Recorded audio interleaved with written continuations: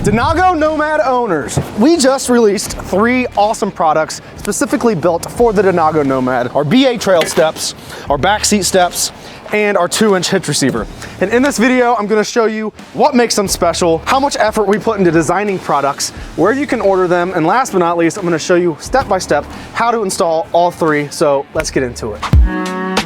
Starting with the Trailsteps. Now, obviously, what is the purpose of a step on the golf cart? Well, it's to make it easier to step up into the cart. So you go from an 18-inch jump from the ground to a 9-inch drop. So a considerable difference, literally half. And so for anybody that finds it hard to step up into their lifted Denago, which is, by the way, what I recommend these steps for is mainly the XL models, the lifted ones. But you know, that is a considerable difference. Jumping up into the cart now via that. Now I know I'm young and agile and ready to go, but now when designing products, we try to do 2 things: make them super durable and also very good looking. And when it comes to a product like a step that goes in the side of the cart, it's getting used a lot, it's getting stepped on a lot, and it can be prone to a lot of abuse. You gotta make sure the dang thing's overbuilt, super strong. It's texture powder coated, and we texture powder coat it because that way, no matter what the weather is, rain, snow, whatever you're using your cart in, you're not stepping on this thing and slipping. It grips your feet really well. The cosmetics are just a cherry on top, and we thought it looked a lot better when the Trailstep was the whole length of the rocker panel. So, you know, it's about 24 inches long, and having now the ability to step up anywhere I want to on the cart, and not that I'm now worried about stepping on one specific little section, because as you can see, just my shoe alone is taking up half the step. And there's a lot of steps out there that are really small and narrow, and you got to figure out exactly where you're stepping. We didn't want to have that issue with that. And last but not least, our steps are really easy to bolt on like most of our products. It's just a mount in the rear, a mount in the front, so 2 mounts per step. They bolt right to the frame. Takes a few tools, takes maybe 15 minutes per side. So our backseat steps essentially serve the same exact purpose as our Trailsteps. You go from a 23.5-inch jump from the ground, so all the way up there, you know, the whole Captain Morgan thing. What's in your wallet? That's not Captain Morgan, that's Capital One. You go from a 23-inch jump from the ground all the way down to a 14-inch. So again, a considerable difference for any of your grandparents, the parents that are older, your kids that are young, that really can't make a 2-foot jump up to the footrest. Texture powder coated just like the Trailsteps. So even if it's raining, literally like it is right now, your shoes are still gonna grip the step there. Of all the products we have here, these are probably the easiest to install. And next we got the 2-inch bolt-on hitch receiver. Very durable, very strong, 2-inch tubing welded to our 2-inch receiver. You have chain hooks for here, so if you got trailer, wagon. It has 3/16 thick metal mounts. So underneath here, and you'll see in my B-roll, that mount to the frame of the footrest. So, and the footrest is built really well, and we did not want to make a hitch that wasn't built as well as the footrest here on the Denago. So we made sure it was overbuilt, super strong. Then we put 3/16 strapping around the end of our 2-inch receiver, and it's kind of overdone for sure, I get that, but we see the value and the cost of this because here's why. If you back your cart in and you slam this into a wall or into a pole or anything, you do a wheelie in your Nomad because you got 2 guys drunker than hell in the back seat and you're trying to do a wheelie as you're taking off, and you rub this on the ground. Well, the purpose of that is this strapping on the outside keeps this from deforming and being bent, which then obviously makes a hitch not slide into the receiver. We don't want that to happen to you. Golf carts get beat up a lot, so we put that strapping on there. Alrighty, we're in the shop now and we're getting ready to install the products on the Nomad. But before we do, I need to let you know where you can view these products, more information and how to buy them. You go to bacarts.com, click on our accessory store, then click on Nomad products. Or if you're watching it on YouTube right now, just click the link in the description below. It takes you straight to the products. And if you have any questions before we get into this install, you can also reach out to us at our contact information in the description below, or just give us a call. All this information is in the description on our website. It's not very hard to find us. But with that, let's get into the install. Alrighty, so the first products we're installing are the Trailsteps. When you open the package up, you're going to see that you have 2 steps, obviously, driver and passenger side. You're gonna have 2 mounts for the rear. You're gonna have 2 mounts for the front. Then you're gonna have 2 baggies. You're gonna have U-bolts for your front mounts with all the hardware. Then you're also gonna have bolts and nuts to bolt the steps to the mounts. So that'll all be included in the package. And the tools you're gonna need to install these is gonna be a drill with a drill bit that's at least 5/16. You either need a ratchet or just an impact. I'm a fan of using impacts in these videos because it's faster. I'd also recommend using a hand tools is also probably better for the most part. That way you don't gall anything out or ruin anything. But if you're impatient like I am and you want to do stuff fast, then use an impact. You want a socket bit on the end of that. 3 wrenches, a 1/2 inch wrench, 17 millimeter wrench, and a 15 millimeter wrench. You might also need a 15 millimeter socket. You might use these in conjunction and you'll see why. But 15 millimeter socket as well. And then last but not least, a 1/2 inch deep well socket. It has to be deep. And if you don't have a deep one, then you'll be able to make your 1/2 inch wrench work as well. But that's it, that's all you need. So let's start into the first part of the install. So the very first step is we're gonna mount the driver's side or rear mount on. I'm on the driver's side of the cart, and the rear mount has a D on it for driver. Isn't that pretty fancy? So I need my 17 millimeter wrench and my impact with my 15 millimeter socket. Right here on your swing arm, on the pivot point here, this is a 15 millimeter bolt with a 17 millimeter nut on the back side.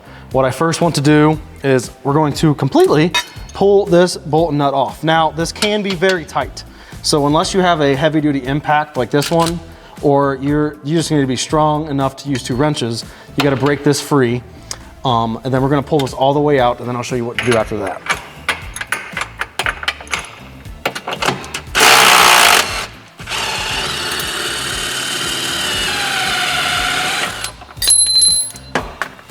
Okay, so you're gonna see that this just moved a little bit.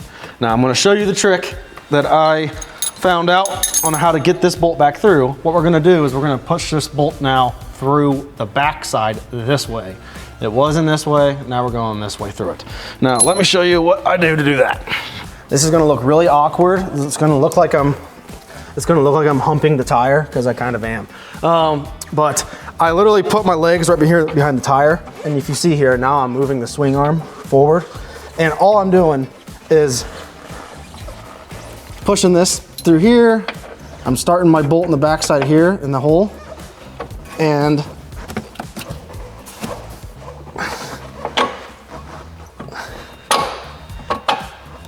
there we go. So I'm literally just kind of, I don't know how they say it besides humping the tire.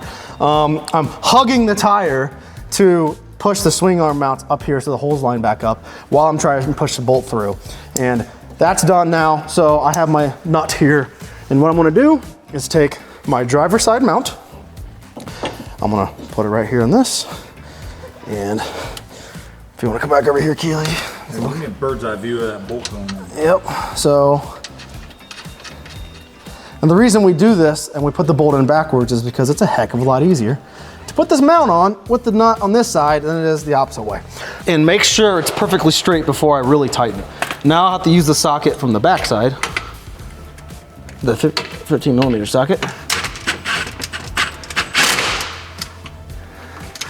So I got it kind of snug. I want to make sure it's perfectly level. So perfectly straight, vertical, horizontal, whatever way you want to look at it. And now it looks pretty dang good to me. So go right here. Driver side mount done. Driver side rear mount, I should say, is done.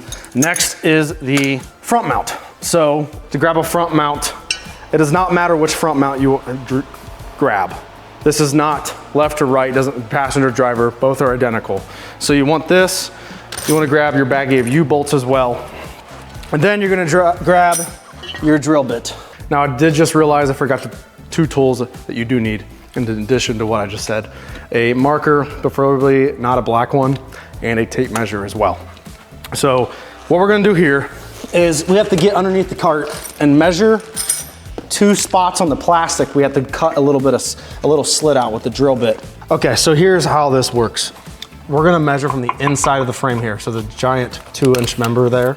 We're gonna measure from the inside out.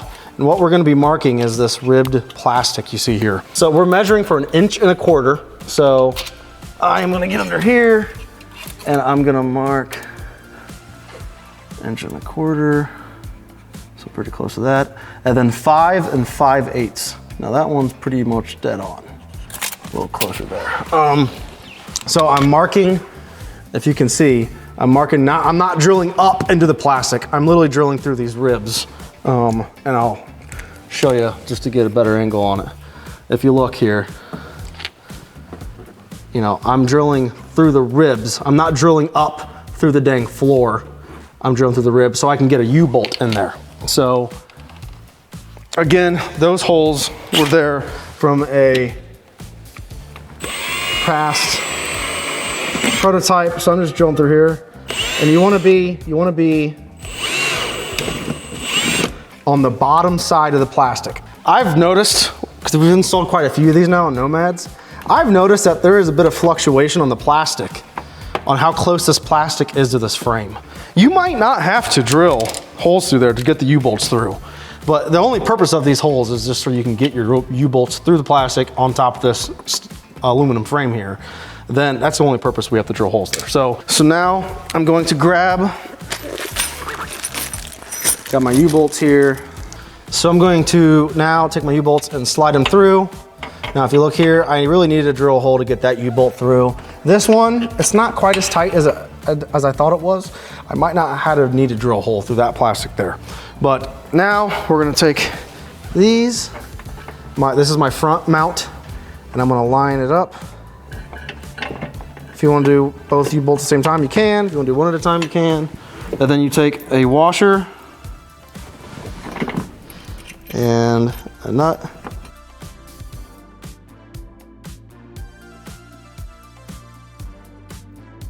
Now this is where I say you need your deep well 1/2 inch socket, because it's got to be deep, that way it doesn't hit the threads on the U-bolts. So what we're going to do is we want to make sure we're tightening the U-bolt evenly, meaning I'm not tightening this side all the way as far as it can go and then barely doing the other side. I'm trying to keep it as even as possible. So I'm going up a little more. That's pretty snug. I'm doing the exact same thing on this side.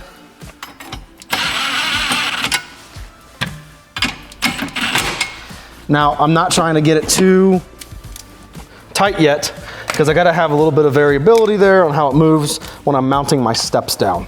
Ideally, what you'll have it do is have this parallel with the 1-inch tubing it's bolting to above. So, and I'm pretty dang close to that right now. Come this way, there's a tad. But again, I'm just gonna leave it a little loose right now because it's gonna make the install of the step a lot easier. So now I can grab the Trailstep. How you know it's a driver's side is we keep our logos, our BA logo, towards the rear at all times. So BA logo mounted means it's to the back. I'm gonna grab the bolts here. Let me show you real quick, Keely. There's welds on one side of these tabs. This side, this side. What you want to do is make sure these are on the opposite side where there's no weld. So in other words, I'm sliding this through here. So in other words, I guess if you could say it, the tabs are gonna be on the front side of the mounts. So I'm going here, I'm gonna take my hardware and start running this through. Now, just before I do this, you're gonna have 2 bolts per mount. So 1 bolt, 2 bolts, 3 bolts, 4. So, and I don't know, I'm like Dr. Seuss now. Run my bolts through.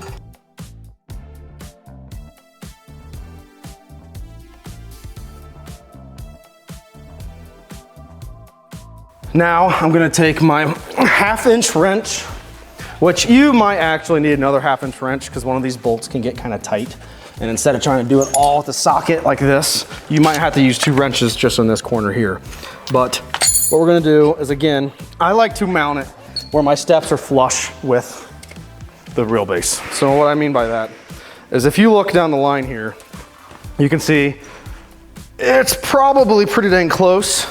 It can go maybe in a little bit. And again, there's also some play with how far the steps can go in and out. If you like them tucked all the way in, then you can tuck them all the way in. I'm more of a fan of them being tucked all the way in. So as far as I can, at least, while keeping them parallel with the wheelbase. Now I'm gonna try to keep these steps exactly where they are so I can tighten it down. But if they move a little bit, then I'll just have to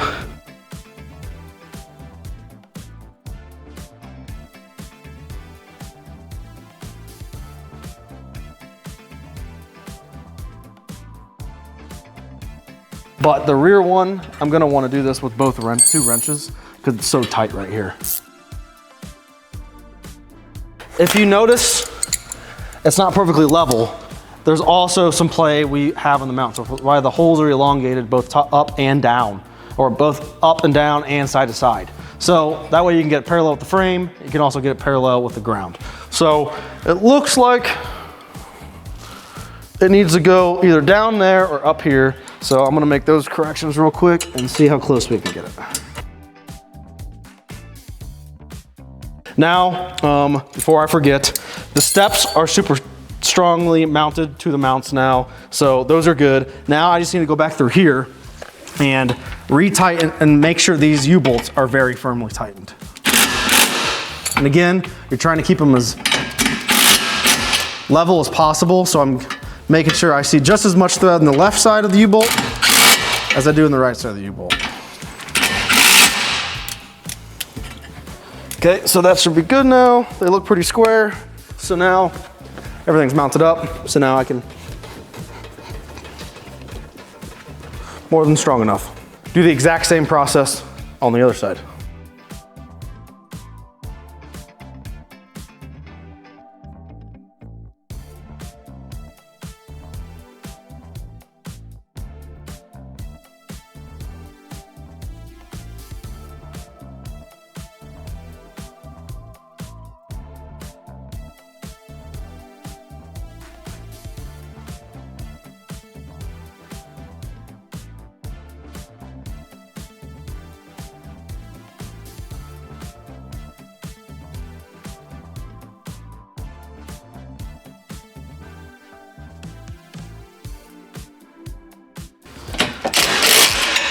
So that's it for the Trailstep install. Once you're done, just again, make sure everything's tightened, your rear mounts, your front mounts, your U-bolts. Make sure those U-bolts are level when you tighten them down. In other words, just as much on the left thread as the right thread. Make sure all four of these bolts are tight.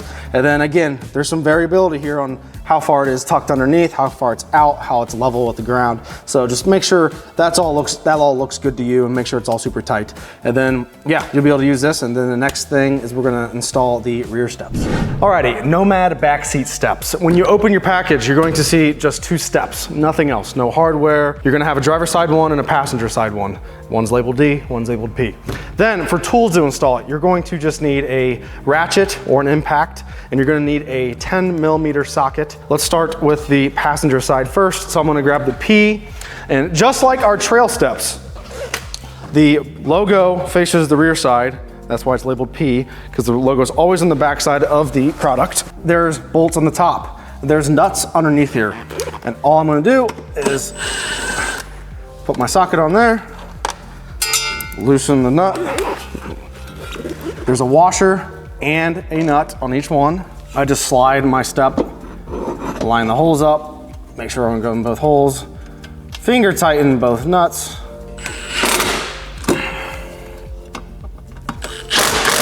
Especially if you're using an impact like this one that's really strong. Don't get crazy. Don't tighten down really hard. These bolts are pinning the plastic down between the frame of the footrest and the plastic. So you could overdo it and start to spin the bolts on top. Just get it snug. You know, I'm on level 3 here in this impact, which is pretty snug, pretty strong, I should say. And I'm just kind of hitting it on there. That way I'm not, real torquing it on there and ruining the footrest. But that's, once done, that's how simple it is. Let's do the other side.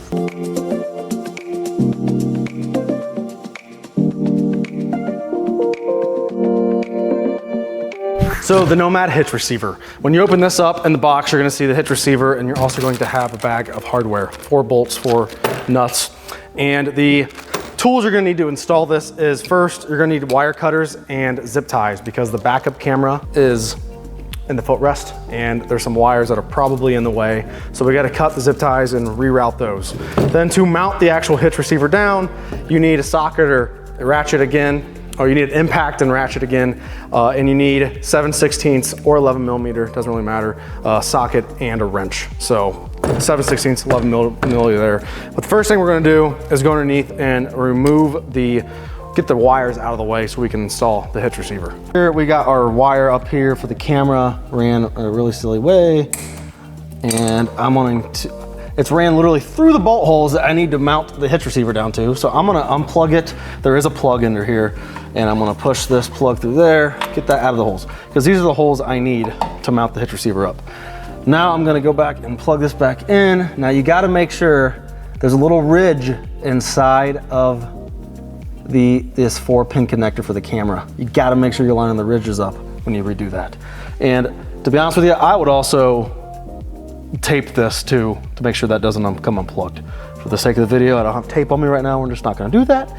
But when this is all said and done, this wire is gonna be on top of the hitch receiver. So I'm just gonna leave it hanging actually for the moment, because the hitch receiver is gonna do this, and then I'm gonna be able to zip tie this to the hitch receiver above it. And to make my install easy, I'm gonna start 2 washers on 2 bolts.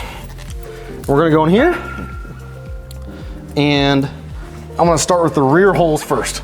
So I'm gonna hold this up. Now, the mounts of the receiver go to the outside of the frame on the footrest, not the inside, the outside.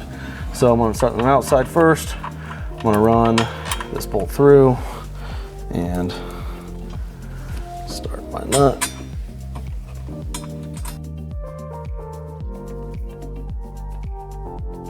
Finger tighten those. So now my hitch is freely hanging there. Makes it a lot easier to install the rest of the bolts and nuts. So now do the exact same method. Run that through there.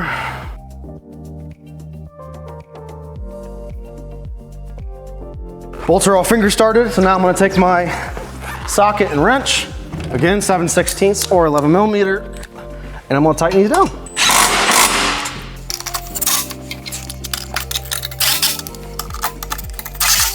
So the hitch is now all installed. And last but not least, I gotta take my wire here and we're gonna bundle it up a little bit. And I'm gonna zip tie these wires together first, just so they're tight. Go to the outside over here, go above the frame of the footrest. If you don't have a long zip tie, you can combine 2 short ones and make 1 long one. That way you can zip tie right to the frame of the hitch. And that's it for the install on the Nomad hitch receiver and all 3 accessories.